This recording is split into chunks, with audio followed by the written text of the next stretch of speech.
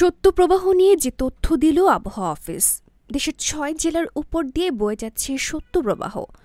এসব জেলায় শৈত্যপ্রবাহ অব্যাহত থাকতে পারে বলে জানিয়েছে আবহাওয়া অধিদপ্তর। ৮ ফেব্রুয়ারি আবহাওয়াবিদ ড মোহাম্মদ আবুল কালাম মল্লিক এর দেয়া পূর্বাভাসে এ তথ্য জানানো হয়।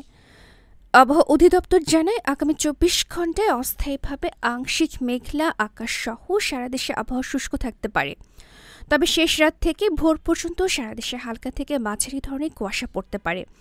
সেই সঙ্গে রাজশাহী, পাবনা, নওগাঁ, দিনাজপুর, মৌলভীবাজার এবং চুয়াডাঙ্গা জেলার উপর দিয়ে মৃদু শৈত্যপ্রবাহ বয়ে যাচ্ছে এবং তা অব্যাহত থাকতে পারে। এছাড়া সারা দেশে রাতের তাপমাত্রা প্রায় অপরিবর্তিত থাকতে পারে এবং দিনের তাপমাত্রা সামান্য হ্রাস পেতে পারে। আগামী রোববার সকাল ৯টা থেকে পরবর্তী ২৪ ঘণ্টায় অস্থায়ীভাবে আংশিক মেঘলা আকাশ সহ সারা দেশে আবহাওয়া শুষ্ক থাকতে পারে। তবে ভোরের দিকে সারা দেশে হালকা থেকে মাঝারি ধরনের কুয়াশা পড়তে পারে। সেই সঙ্গে সারা দেশে রাত এবং দিনের তাপমাত্রা সামান্য বৃদ্ধি পেতে পারে। আগামী সোমবার সকাল ৯টা থেকে পরবর্তী ২৪ ঘণ্টায় অস্থায়ীভাবে আংশিক মেঘলা আকাশ সহ সারা দেশের আবহাওয়া শুষ্ক থাকতে পারে। তবে শেষ রাত থেকে ভোর পর্যন্ত সারা দেশে হালকা থেকে মাঝারি ধরনের কুয়াশা পড়তে পারে।